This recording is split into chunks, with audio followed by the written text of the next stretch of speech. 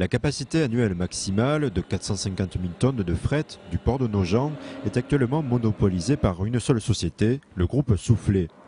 12 hectares vont être aménagés sur l'autre rive afin d'étendre les capacités du transport fluvial. L'emprise du port va démarrer à peu près au droit du bâtiment qui est là-bas, l'arrivée du port, et il va remonter un petit peu la Seine et jusqu'au grand peuplier qui est là-bas.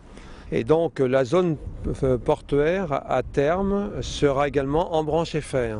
C'est-à-dire qu'on pourra recevoir des trains et on pourra avoir du trafic fer, voie d'eau et bien sûr route, voie d'eau. En 2008, nous étions à peu près à 450 000 tonnes sur Nogent. Et donc l'évolution du trafic, ça pourrait atteindre d'ici à quelques années 1 million de tonnes et voire les dépasser. Ces travaux vont débuter fin mai. Leur achèvement est prévu durant l'été 2010.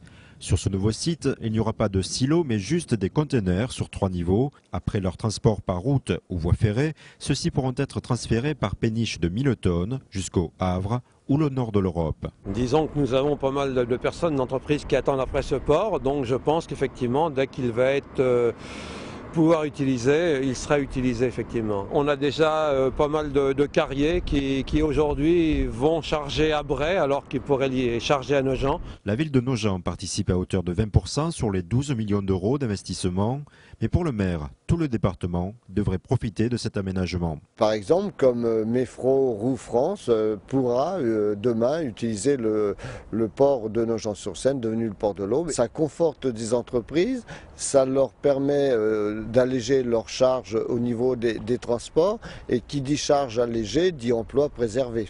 Les entreprises comme Cepol, comme Soufflet ont besoin de la voie d'eau. La voie d'eau leur permettra de progresser et de gagner certainement des parts de marché. À la mairie de Nogent, cet investissement devient un argument favorable pour le financement de l'étape suivante, l'adaptation des 12 premiers kilomètres du canal pour des péniches à grand gabarit de 1000 à 3000 tonnes, un aménagement espéré d'ici 2015.